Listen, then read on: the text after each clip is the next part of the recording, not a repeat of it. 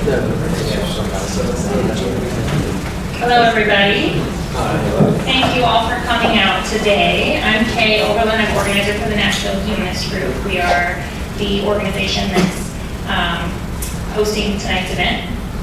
And we're really excited that you all have come out tonight. It's very encouraging to see, to take part in this conversation, because the ability to come together and criticize popular ideas is a political right that we are proud to be exercising here this evening. So thank you for coming. A couple things before we start. You should have all received a raffle ticket in your program this evening. The winner of that raffle is actually going to win the opportunity to bring a guest, so feel free to bring a friend or your spouse, and have lunch with us tomorrow with Fred and his wife and the Nashville Humanist organizers. So it's sure to be a good time, a good conversation. So the winner will be announced at the end of the night, and you must be present to win. Also on the back of your raffle ticket is a QR code, and if you have a smartphone, you can scan that code and it will take you to our website where you can learn some more information about our group and our community events, and that's NashvilleHumanist.com. Right now our group meets twice a month, and we get together on the first and third Wednesday of every month from 6 to 7 p.m. Right now we're meeting out at the Brentwood Library off of Concord. And we do this because we feel that in a society where 7 in 10 people hold a worldview that is incompatible with the findings of science, we think it's important to provide a community where open discussion and critical thinking are encouraged. So at these meetings we discuss philosophy, politics, religion, and how our identity as humanists applies to these issues. So we always have a really good time. If you're interested, like I said, you can visit the website. We have a link there called Meetup. Follow that link and join our group. We've got business cards on the back table, and all of this information can be found in your event program as well. So if you're interested in humanism at all, I think a meeting is a great place to start. So come on out and see us. I'm actually going to turn the floor over now to one of our other organizers, Jim Palmer. He's also a critically acclaimed author in his own right. He's published a series of books chronicling his journey out of his career as a pastor. You can find Jim's books on Amazon, and his website is jimpalmerauthor.com. And he's a regular attendee at our monthly meetings. So Jim is going to do the honor of giving us a backstory here and introducing our speaker this evening.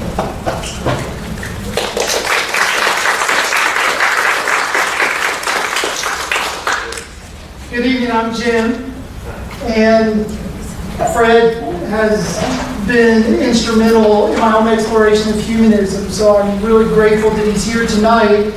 And I just want to say a few things about him so you kind of get a little bit of the context of who he is in case perhaps you don't know a whole lot about him.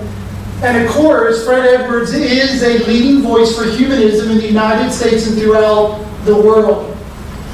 For 15 years, he was the executive director of the American Humanist Association, and for 12 years of the Humanist magazine. We have some of those magazines in the back. Feel free to take a free copy of those. And of course, he's been a major contributor of other humanist publications and journals. For 6 years, Fred was the national director of the United Coalition for Reason. And he's the past president of Camp Quest, which is an educational nonprofit organization that empowers children and youth to think critically, to have free thought, natural wonder, and to explore the values of humanism. Fred is on the adjunct faculty of the Humanist Institute. He is on the advisory board of the Secular Student Alliance and also the Human Origins Institute initiative of the Smithsonian National Museum of Natural History. He's a very prolific writer about humanism, and of course he travels and gives many lectures throughout the year on various topics to do with humanism. Fred was the chair of the drafting committee that created the Humanist Manifesto. of which I would like to read just a small portion. Humanism is a progressive philosophy of life that, without supernaturalism, affirms our ability and responsibility to lead ethical lives of personal fulfillment that aspire to the greater good of humanity. The lifestyle of humanism, guided by reason, inspired by compassion, and informed by experience, encourages us to live life well and fully. So let's welcome Fred and his being with us tonight and sharing about evolution and creationism. So let's welcome Fred.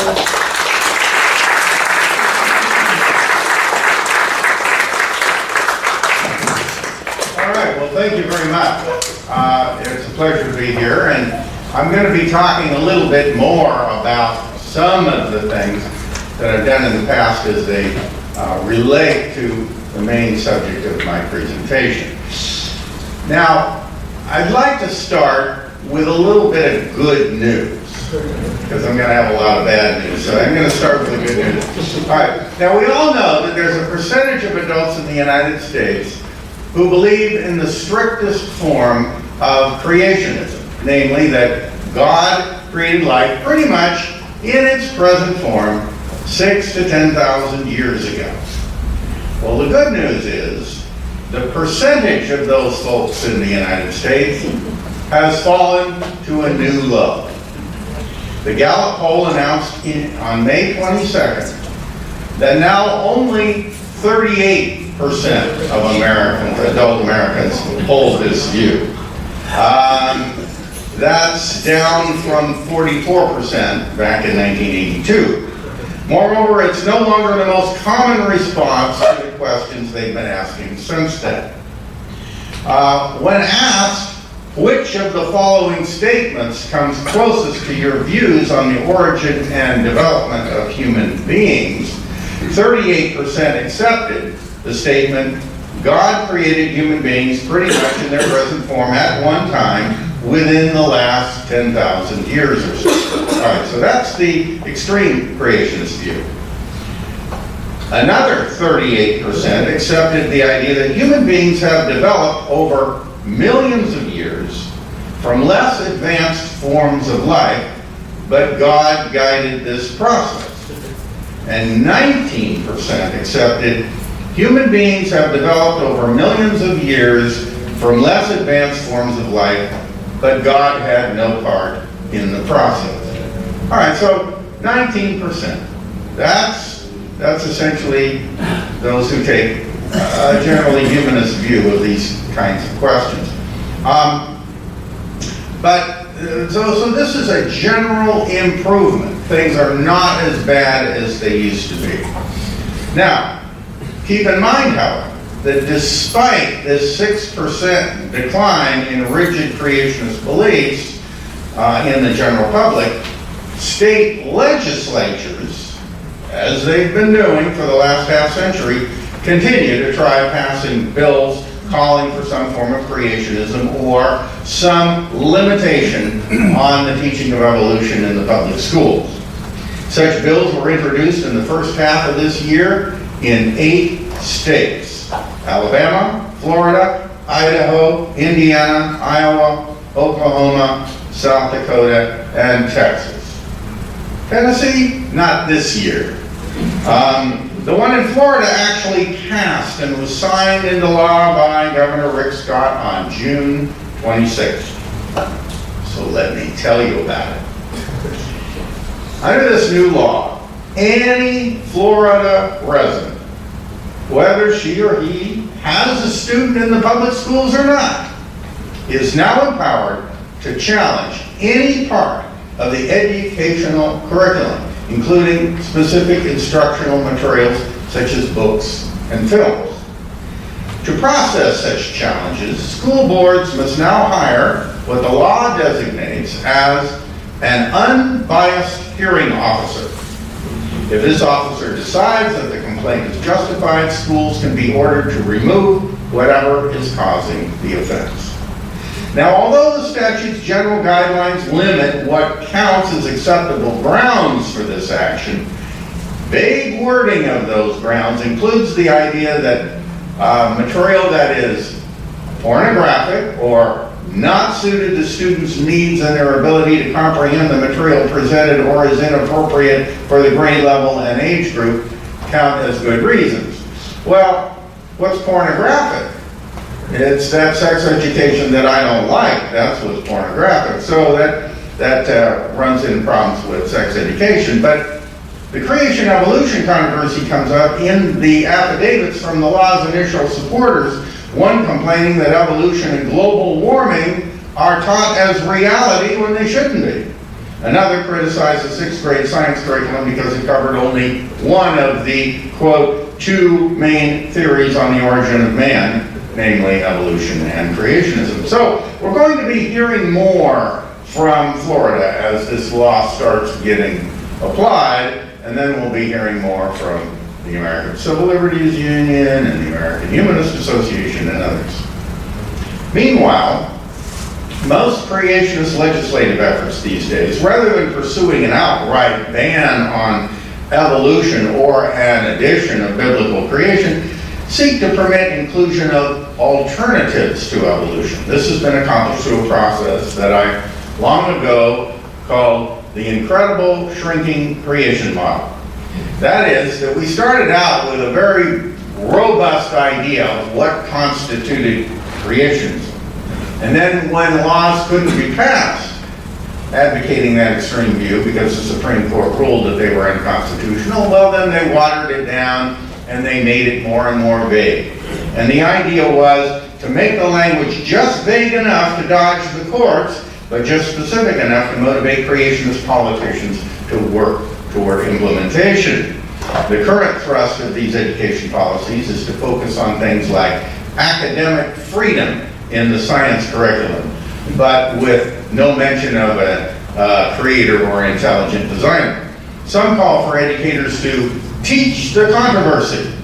Many are also mixing their, what they call origin science, with calls for teaching skepticism about climate change and teaching objections to human cloning, thus making their proposed educational reforms sound socially rather than religiously motivated. We saw this effort even reflected in last year's presidential campaign, at least on the Republican side. NPR twice asked Senator Ted Cruz, an evangelical Christian, whether he questioned evolution. Cruz linked his answer to climate change, which he doubts, and finally said of evolution, any good scientist questions all science. If you show me a scientist that stops questioning science, I'll show you someone who isn't a scientist. And Senator Marco Rubio dodged a reporter's question on the age of the Earth, saying, I don't think I'm qualified to answer a question like that. At the end of the day, I think there are multiple theories out there on how the universe was created, and I think this is a country where people should have the opportunity to teach them all. You hear a lot of that. Okay, so there's this young Earth creationism. Actually, it's young universe creation. It's the idea that the universe is only 6,000 to 10,000 years old. So you've got the starlight coming from more than 10,000 light years away, somehow magically getting here. You know, what, the starlight started before everything was created? No, of course not. So God gave the photons of light a head start, or some other reason that is cooked up in order to make it work. All right, but the point is, they're holding that the universe was created 6,000 to 10,000 years ago. Now, this isn't just an alternative idea in science to be given equal time, like whether you accept gradualism or punctuated equilibrium. The National Center for Science Education, which I was a board member of for a long time, we came up with this bumper sticker that said, honk if you support punctuated equilibrium. All right, see, because punctuated equilibrium is the idea that evolution didn't happen very slowly and gradually and evenly, but it happened in fits and starts, with evolutionary changes happening relatively rapidly, meaning over a period of just a few 100,000 years. So, But the gradualists took the other view. So now that's a real science controversy. But the idea of whether the universe is 10,000 years old or billions of years old is not a scientific controversy. That if you start including things like that as a kind of equal time or a fair and balanced kind of presentation, well then that's on a par with including astrology and astronomy classes and the stork theory and medical training, and things like that. So really, I mean, there comes a point when you have to say, look, some stuff is science and some stuff isn't science. But you still have politicians making like there's really a controversy here that's serious and that is of a scientific nature. Salon.com noted during the last election that no candidate running for the Republican Party's presidential nomination had publicly accepted the theory of evolution. It then went down the list, quoting each candidate on the subject. Dr. Ben Carson, for example, said he planned to write a book to be called The Organ of Species, which he said will talk about the organs of the body and how they completely refute evolution. John Kasich supported having both creation and evolution in the science curriculum. Jeb Bush thought that neither should be taught. So, as we see, in this first quarter of the 21st century, evolution is still controversial among the public, not among scientists, and creationists are still hard at work trying to find some way to smuggle their ideas into public education. And so, what you see on the screen is what I've come here to talk about. I'm not going to get into the esoteric or philosophical, scientific, or educational arguments pro and con on the creation versus evolution controversy. I'm going to bring you up to date on what's going on with the controversy. Because I don't think I need to teach you science, I don't think I need to teach you education, and I don't think I need to teach you philosophy. But a lot of people aren't up to date on what's going on or what has gone on in the recent past and what are some of the political strategies that creationists have used. So, in updating you, I first want to kind of give a reminder of what creationism really is at root. Now, back in the 1980s, I founded a journal called Creation Evolution. And this journal gave the arguments critical of creationism on the scientific, educational, and philosophical fronts. I also debated creationists, and I debated a lot of creationists in the 1980s. In fact, I think I debated all the best creationists in all creation. And I got pretty good at it. And that there were newspapers and so forth that declared me the winner of these debates and so on. And the point was to get out there and show that if we studied their arguments and we learned what they were really doing, we could respond effectively. You see, many times creationists took advantage of those in the sciences who thought this was going to be a sincere scientific debate, didn't realize it was really evangelicalism and a lot of pseudoscience, and they weren't prepared for the kind of pseudoscientific arguments they were being hit with, because, let's face it, they were real science. They were people who studied creationism, which isn't real science. So a few of us had to get together and study creationism and learn how they were arguing what they were up to and then answer their arguments. And it turned out that answering their arguments wasn't difficult so long as you went into the debate knowing what those arguments were. So, this is the creation model that I encountered back in those days in the 1980s, and we mustn't forget it because this is what continues to underlie all creationist efforts today, no matter how disguised. All right, so first we see creation of the universe in 6 literal days from nothing. Ex nihilo creationism. It's also the claim that Darwinian evolution doesn't work, and that there's no macroevolution, there's no large-scale evolution between species. There's just microevolution within the original created kinds. Now what that gets down to is things like, okay, you didn't need to have on board the ark all of the different breeds of dogs. You only needed a couple of representatives of the dog kind, or the canid kind, which, by the way, includes wolves, coyotes, pampa foxes, and maned wolves, and so on and so on, and it gets pretty broad. And you only needed a couple of trilobites, because any creationist knows once you've seen one trilobite, you've seen them all. So, so they have this notion of kinds, that, in other words, that changes within living things only happen within certain narrow and set limits, which they never specify, and they never explain what holds them within those limits. All right, then humans and apes have separate ancestry. So humans are special, set apart in God's image. There's flood geology in Noah's Ark. The idea that all of the geology on the planet Earth and the mountain ranges and all these stratified layers you see on highway road cuts and things like that were all laid down by a worldwide flood in which Noah and his floating zoo survived and gave us all the animals we have. So that's flood geology in Noah's Ark, and then of course the young universe. So today, what's called intelligent design is a disguise of all of this. But one creationist who's become very prominent of late, Ken Ham, founder of an organization called Answers in Genesis, doesn't mince words on where he stands. He made a name for himself in 2014 debating Bill Nye, the science guy, on creation versus evolution. And Ken Ham's arguments aren't much different from those I faced back in the 1980s, which irritates the intelligent design folks because it really tips their hand.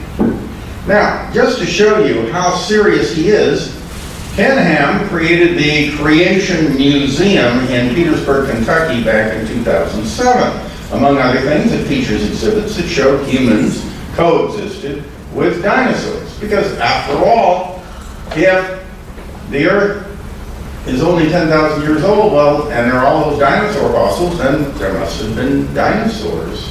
And yes, they were put on the ark, and they survived the Great Flood, and they became the dragons of myth and legend, and some of them breathed fire. But I won't go too much detail about that.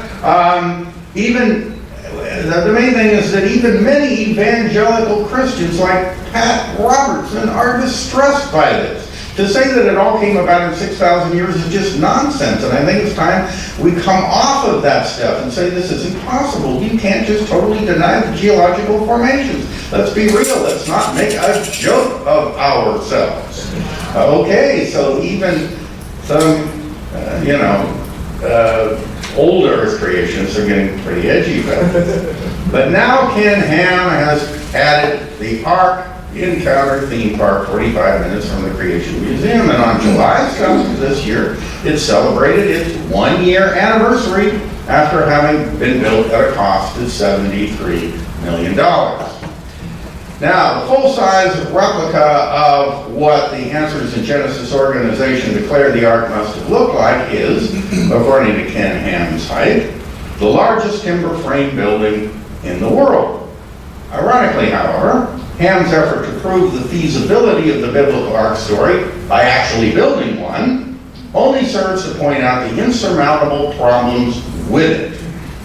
In other words, I applaud him for taking an attempt, at least, a crack at a scientific approach, but now let me go over a few of the problems with it. Here's Ken Ham holding a press conference at the Ark building site prior to the park's opening.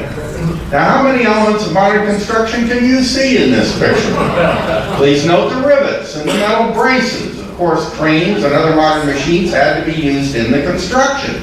And the boat doesn't float, ladies and gentlemen. It's on a slab of concrete, okay?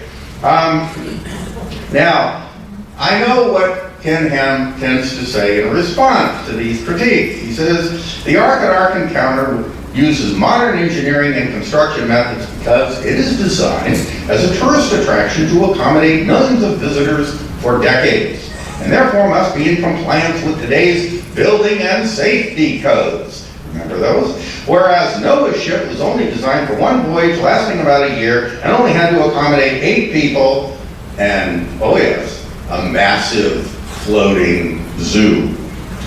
But Ham isn't so inclined to excuse his Ark competitors in the same way he excuses the shortcomings of his own Ark, but I'll come back to that in a bit.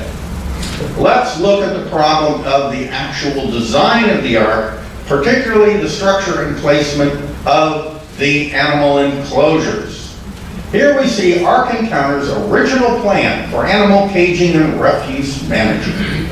My daughter Lydia, who is a zookeeper at the San Francisco Zoo, took one look at this unsanitary and inhumane setup and recognized enough violations of the laws that govern her profession that she was sure Ken Ham's project would be shut down if he ever tried to house live animals this way in an indoor zoo. Thus we discover a teachable moment in the creationist effort to construct a supposedly feasible Ark. Wired Science published in 2014 an article by Gwen Pearson called Noah's Extremely Bad Animal Husbandry Advice. Dr. Pearson is an entomologist with long experience in handling wild and domestic animals in captivity. Referring to this illustration, she writes, "If I saw something like that in my neighbor's garage, I'd call animal welfare." Why? Because the wooden diversion system depicted can't hold up under a constant bombardment of feces, uric acid, and ammonia. She writes, "I predict hoof problems in a giraffe within a week of standing on wood saturated with feces and urine." As caretakers, she said, "We have an ethical duty to provide captive animals with the food and environment they need to stay healthy. Doing that takes specialized knowledge. If you have raptors or game birds, they can get bumblefoot just from the wrong kind of perches. Feeding an unbalanced diet or just not noticing a raptor is off its food can tip a bird into a metabolic crash. Ducks can get a fatal type of herpes that spreads rapidly despite our best efforts." That's why the science-based accreditation standards for zoos, in addition to complex animal protection laws, exist. So she decided to follow up on, after looking at this picture, she decided to follow up by calling Mike Zorbath, Senior Vice President of Answers in Genesis. He was the guy overseeing the construction of the Ark. This is what he said. "We originally thought about a lot more exotic animals on the Ark, but as we got into the design and the code restrictions, we realized we weren't going to be able to do what we wanted to do. We've gone from trying to have an actual zoo inside with exotic animals to mostly farm animals." So that's what makes this such a wonderful teachable moment, is here they're trying to do what they say really happened. And it wouldn't work. These animals wouldn't last a year. And they have to last a year because that's how long the Ark floated. And there have to be not only 2 of each animal, which puts all of the animals below the endangered species level, and therefore they'd all die, okay? But on top of that, they have to have 7 of the clean animals and 2 of the unclean animals. And the reason you have 7 of the clean animals is so that after the Ark lands and they've been through that horrible storm and that horrible flood and those horrible cramped conditions and that stinky old Ark with all of the feces building up in the lower decks and turning the whole thing into a floating methane bomb, but we're not going into all of that. The point is that by the time they land, these poor, beleaguered, exhausted animals are let out, and the clean animals, the extra ones, that's why they have 7 of the clean animals from the Ark, they're sacrificed to God. Yeah. Okay? So, what a plan. All right, so they decided, okay, they're not going to have exotic jungle animals, and they're not going to try to really do it like it really was supposed to have been done. But Pearson, commenting on this, the entomologist, she says using small farm animals isn't a solution either, because laminitis is a common problem for cows and other hoofed animals, and it's associated with poor diet and standing on hard floors. More revealingly, Zorbath, at the Answers in Genesis, said the architects are planning the building, lighting, air conditioning, ventilation. Once that's done, then our display design team will take those plans and arrange for the animals to fill the 132 bays that we'll have available for exhibits. Which meant that not until the indoor zoo was designed would anyone knowledgeable about animal care even be consulted. To this, Pearson says the fact that how to house and care for their animals is the last part of their planning process. A plan to build what is supposed to be a historical artifact made specifically to hold animals says a lot. But Ark Encounter Zorbath wasn't without an ultimate solution in his hip pocket. He stated an intention to use animatronic animals or stuffed display animals rather than live animals for exotic species was going to be used. And what finally happened was that all of the real animals and the petting zoo was placed in a specially, properly built area outside the Ark. Which just proves that the Ark isn't a feasible transport system for the last remaining examples of every living animal on the planet. These sorts of problems have been well known for at least a century and a half. Robert G. Ingersoll wrote in 1879, how could 8 persons, I'm going to go back here, how could 8 persons have distributed the animal's food, even if the Ark had been large enough to hold it? How was the Ark kept clean? What was done with the filth? How were the animals watered? How were some portions of the Ark heated for animals from the tropics and others kept cool for the polar bear? Since the Ark Encounter ship didn't have any real animals inside to make tourists aware of these problems, a lot of them didn't notice it. They just noticed the size of the Ark and thought, ooh, look, you can fit them all in here. So what did the planners decide to do with all that space that they originally intended to put the animals in? Well, they put in exhibits. And one of them is a display showing the theological dangers of fairy tale arks. Here's an example of a Noah's Ark smartphone app for children. This doesn't come from Answers in Genesis, because according to the folks at Ark Encounter, this sort of thing puts children's salvation at risk. This article explains, images that portray a tiny Noah's Ark that looks like a bathtub with a giraffe head sticking out and modern animals on board are false. Everyone's smiling and happy, the article complains. There's no explanation for the cause of the flood. There's certainly no mention of sin or past and coming judgment. So, we're dedicating an entire exhibit at the Ark Encounter to warn people how they could be unknowingly teaching their kids to disbelieve the Bible from a young age. Let's remember that the biblical account of the Ark and the flood is not a fun story about an old man and lots of cute animals. It's about God judging an exceedingly wicked world while sparing a righteous man, his family, and representatives of the land animals from destruction. So perhaps what they want is more like this. Russell Crowe from the 2014 movie Noah. Except that's not right either. Ken Ham went to great lengths to condemn this film as unbiblical and therefore also dangerous. The full project, of which the Ark and Petting Zoo are just phase 1, is slated to cost $150 million in all. It will, according to Answers in Genesis, include a Tower of Babel with 5D theater, a ride through the plagues of Egypt, a first century village, drama theaters, a pre-flood village, and an amphitheater.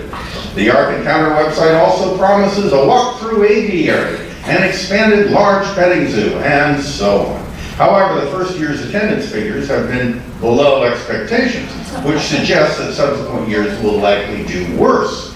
So I'm not holding my breath that we will ever see Ark Encounter Phase 2. But what if you are traveling in Asia? For all of you thinking about that, and you really, really want to see Noah's Ark there? Well, you're in luck. In Hong Kong, a multi-billionaire family of real estate developers has an art park located on formerly pristine Ma Wan Island. It was opened back in 2009, so before the Ark Encounter. Being a $130 million project featuring a 270,000 square foot replica of Noah's Ark, which they claim is the first one ever built to biblical specifications. But they only mean size. This isn't an all-wood structure. The Answers in Genesis magazine points out that this ark may look a lot like what Noah built, but it has modern conveniences that the pre-flood preacher didn't dream of. For example, though the book of Genesis says, "Rooms shalt thou make in the ark," this ark has too many. And on 5 levels, including animal-themed hotel guest rooms, hands-on exhibits for the kids, a surround screen multimedia movie theater, 4 gift shops, and much more. According to Wikipedia, the multimedia experience begins with an introduction to Judeo-Christian teaching from the time of Moses and features an imagined reconstruction of the Holy of Holies, complete with the Ark of the Covenant. There are guides who lead the audience through a series of theaters and galleries designed to convey messages about the challenges that the earth and humanity are facing today. The solution offered is acceptance of Christ and belief in the Bible as the Word of God. Now here's a map of the park. Got a lot of different stuff in it. The overarching narrative is a creationist one. This is because the man whose brainchild this is, Thomas Kwok, converted to Christianity after attending an evangelical seminar. But he isn't enjoying his park these days. He's serving a 5-year prison sentence for bribing a Hong Kong official to assist in his efforts to secure government support for his land's deals, including the art park. Now, if this particular tourist attraction doesn't fit into your travel plans, there's a third option. In 2008, Johan Huber's, a millionaire Dutch building contractor, began construction on a full-size floating ark made of steel-reinforced Swedish pine. He finished the job 4 years later and opened the boat to the public in 2012. Called Johan's Ark, it features a restaurant on the top deck, a pair of movie theaters inside, an amphitheater, and rentable meeting rooms. Slate reports, you won't find the fabled 2 of every sort menagerie inside, but there are some live birds, sheep, and bunnies in residence. The rest of the critters are made of plastic. Alongside them are mannequins of Noah, his sons, and their wives, as well as exhibits on the Great Flood.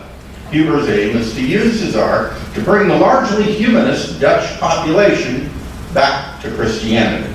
But the Answers in Genesis magazine dismisses his ship with one sentence. Unlike Noah's Ark, it says, Johan's Ark was built on a steel frame. And indeed, in order for it to stay afloat, it has to be carried on a platform comprised of 25 lashed barges. These are made of steel and represent a modern technological innovation that Noah, who only used gopher wood, wouldn't have had.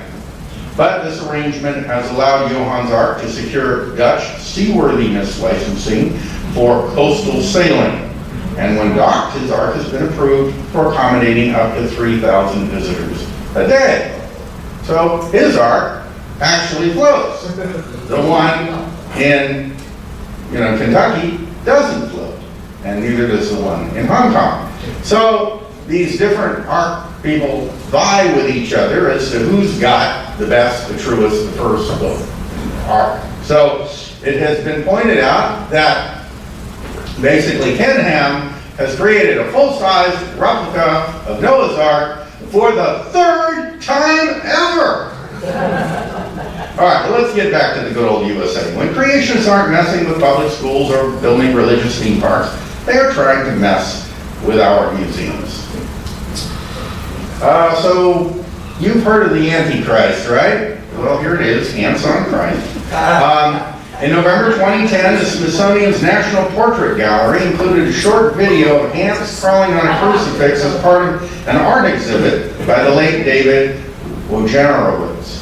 The gallery was attacked by the Catholic League and quickly caved, removing the video in the hope that the controversy would go away.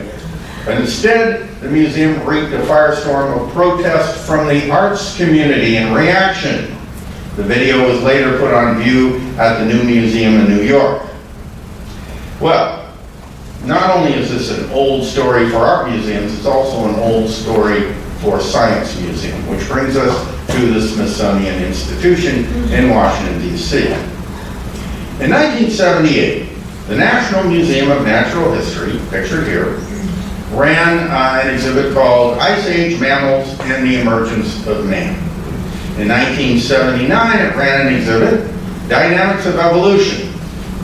Congress appropriated $463,200 toward that. So in response, a man named Dale Crowley Jr. and 2 organizations, the National Foundation for Fairness in Education and National Bible Knowledge Incorporated, filed a federal suit against the Smithsonian.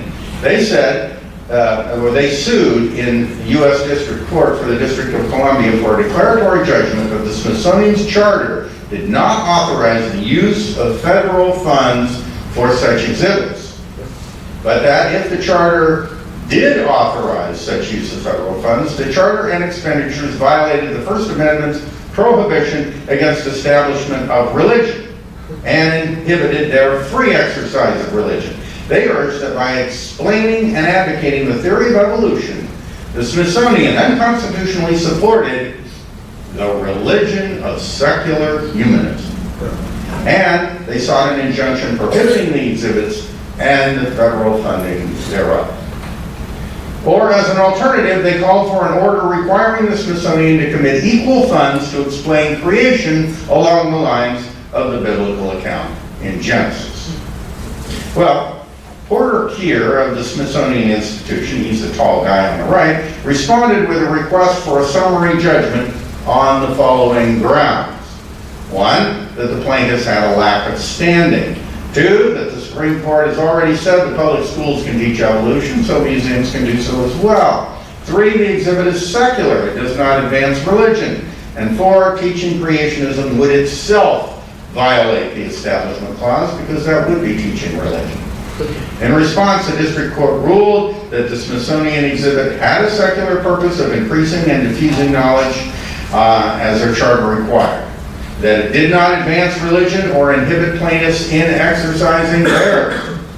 The enabling legislation was not an example of excessive entanglement with religion. The plaintiff's free exercise of religion was not inhibited merely because the Smithsonian exhibit was distasteful to them. And the district court also noted that the scientists at the museum do not themselves treat evolution as a religious matter, nor have they explicitly expressed any hostility to religious theories of creation. The defeat led the creationists to appeal, and Crowley v. Smithsonian Institution was heard on January 8, 1980 in the U.S.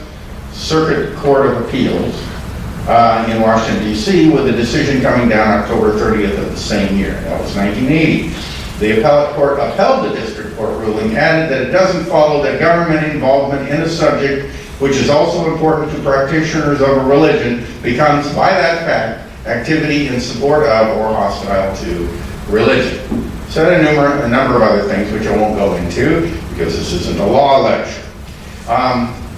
In any case, this wasn't, unfortunately, the end of the story. Congressman William Dannemeyer, this was, by the way, the higher court that we went to. Congressman William Dannemeyer visited the exhibit and was not happy with what he saw. He said, "I was surprised how they were so certain in presenting evolution. I'm offended when they teach evolution as fact. It's a theory." So he proposed this amendment to the Smithsonian Institution Appropriations Bill, provided further that none of these funds shall be available for public exhibits and performances that present the theory of evolution as the sole explanation of life's origins. Provided further that none of these funds shall be available for the Dynamics of Evolution exhibit at the National Museum of Natural History. Well, this effort failed. Next under attack came the University of California Museum of Paleontology, and this microphone just went out. What did we do?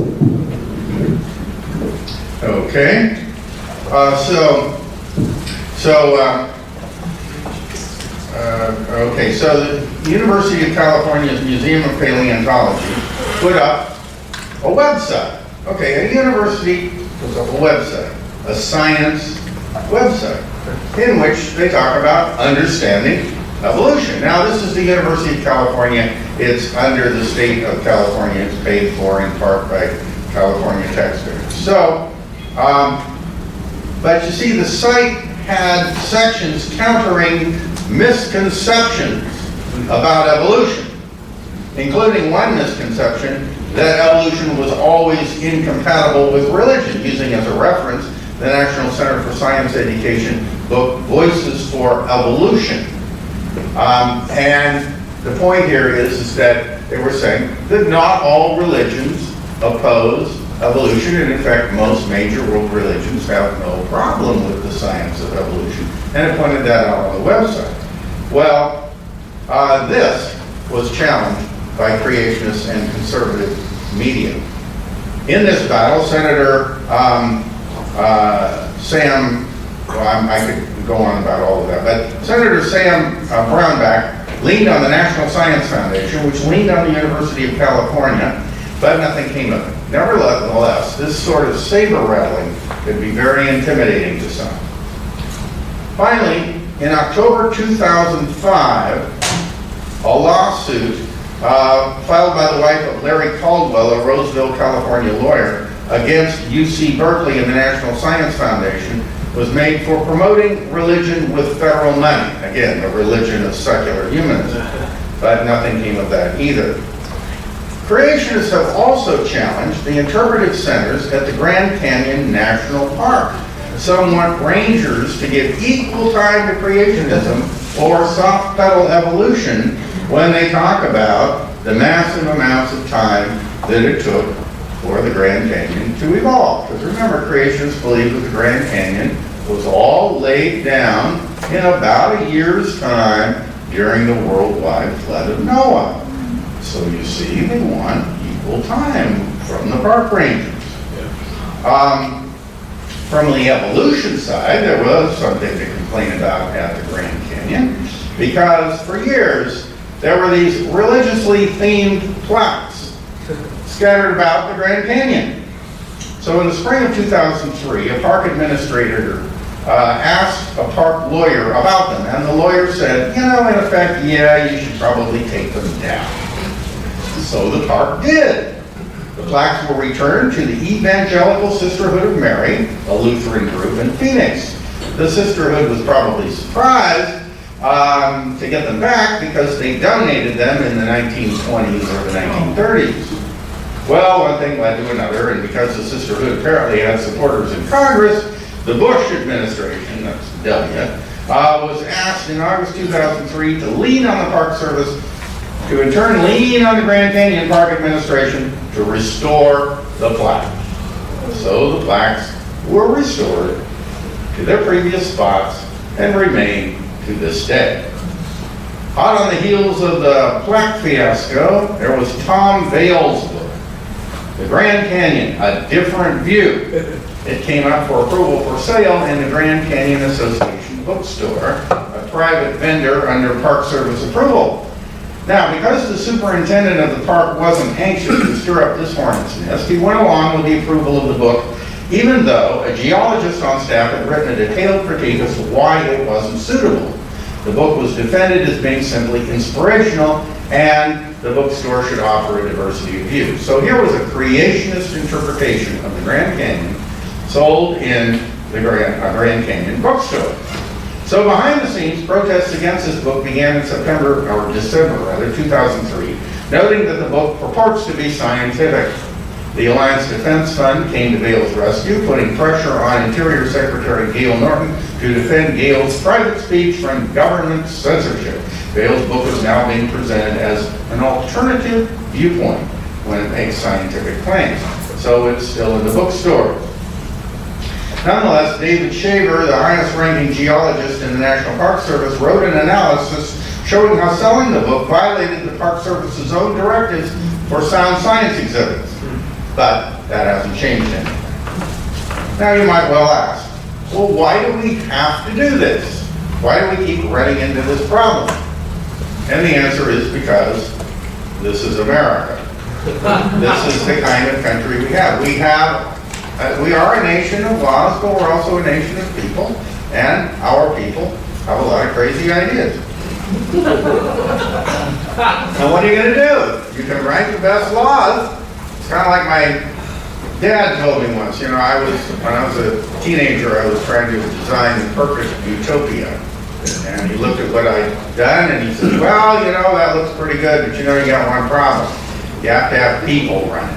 And that's the truth, and if the body politic is full of mythology, and can't get over it, compared to, say, Europe, well, then you have problems like this. They just keep coming up to bite you. So this is America. Well, now let's fast forward to March 2010. This man, David H. Koch, donated millions of dollars for the Hall of Human Origins at the Smithsonian National Museum of Natural History in Washington, D.C.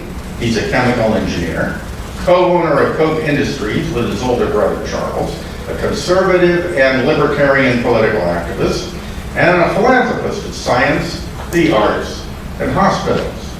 Well, as the new exhibit got ready to open, the Hall of Human Origins, an evolutionary exhibit about human evolution in the Natural History Museum in Washington, D.C., the science staff braced itself for a possible onslaught of criticism from religious conservatives.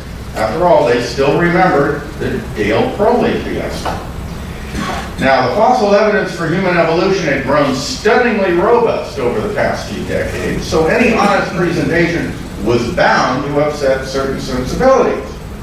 In a preemptive move, anticipating such criticism, the Human Origins Initiative associated with the new exhibit launched the broader Social Impacts Committee. Its purpose was to address the social implications, including those affecting religion. And on this committee were placed representatives of all the major world religions. With the recommendation of the National Center for Science Education, I was invited to represent humanism on that committee. You step back. But this is what happened instead. Even though they braced themselves for an onslaught from creationists, they didn't get any objections from creationists. They got an objection from Greenpeace. This is a scene from an earlier protest of theirs in New York City, of the David H. Koch Theater. On March 17th, 2010, the day the exhibit opened for the media, Greenpeace said on its website, "Climate crime scene declared at opening of Smithsonian's David H. Koch Hall of Human Origins. Today, the Smithsonian's Museum of Natural History unveiled a new exhibit named after right-wing billionaire polluter David H. Koch. Greenpeace dispatched its climate crime unit at the opening of the $20.7 million David H. Koch Hall of Human Origins in search of Koch, the billionaire scion of Koch Industries and founder of a vast network of conservative organizations that deny the threat of global warming. Our activists rolled up in our green emergency vehicles and passed out wanted posters for David Koch and his brother Charles. The two are responsible for spending millions of dollars to lobby against climate action and fund climate denial." Now, in the exhibit itself, among the items on view, is the only original fossil Neanderthal skeleton in the United States. And visitors are treated to an immersive, interactive journey through 6 million years of human evolution, in which climate change is offered as an explanation for evolutionary development as well as extinction of humanity's ancestors. So the reality of climate science is a major part of this exhibit. So even though David H. Koch has been politically involved in climate science denial, nonetheless, he funded an exhibit and he did not actually have an influence on what the scientists put in the exhibit. And to help visitors connect with our human ancestors, they created forensically reconstructed faces of early human species.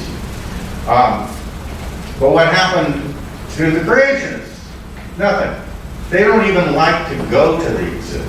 They just pass it by. Whenever they ever see creationists, the docents tell me if they see any creationists, they go, "Oh, this is all nonsense, let's just walk quickly through here." And they don't even bother with it anymore. So, that's essentially my slide presentation. Now, what I want to tell you about is more about this broader social impacts committee that I'm on with the Hall of Human Origins at the Smithsonian, the one that Greenpeace objected to, but in fact is scientifically sound. And David H. Koch, whatever you think of the Koch brothers, and I don't think highly of them, nonetheless, they didn't influence the science in the exhibit. So in mid-March 2010, I was asked to be the new, on the new Broader Social Impacts Committee of the Human Origins Initiative of the National Museum of Natural History of the Smithsonian Institution. And I was the only person without a doctorate on the committee, but nobody seemed to mind. The committee was made up of scientists and religious scholars from every religious background, but I was the only humanist, and one of only 2 non-theists, the other being the Buddhist representative. And as you might expect, once there's a humanist on an interfaith committee, the dynamic starts to change. Once when I worked in radio and raised issues about pay levels and things like that, someone said of me, well, that Fred, he's a troublemaker. He'll make trouble wherever he goes. And I've carried that as a badge of honor ever since. And so here I was on this committee.